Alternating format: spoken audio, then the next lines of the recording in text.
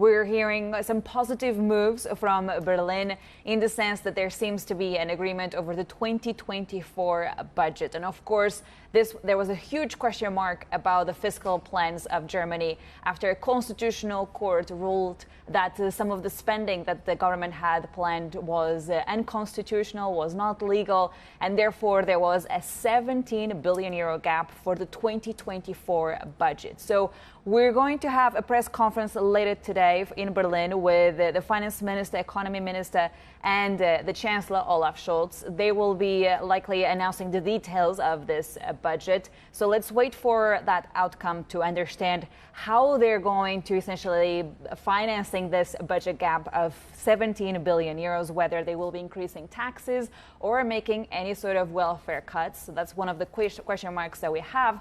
But actually, when I was in Brussels last week, at the end of last week, we had the chance to speak to the German finance minister, Christian Lindner, and I asked them, where were they in terms of coming up with an agreement for the 2024 budget? And he said a matter of days, and that does seem to be the case. Let's take a look.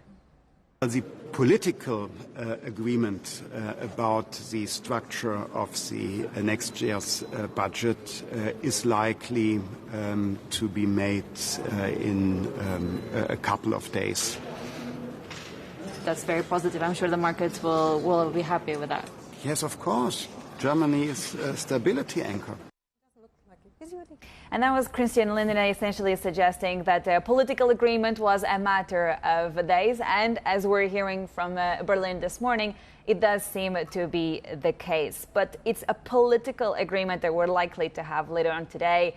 We still have to see a vote in Parliament when it comes to this 2024 budget. And it'll be important to see how that vote actually happens, because there's a question mark here about the future of the coalition in Germany, this three-party coalition, that whether there's been any sort of ramifications on the stability of the government from this constitutional ruling.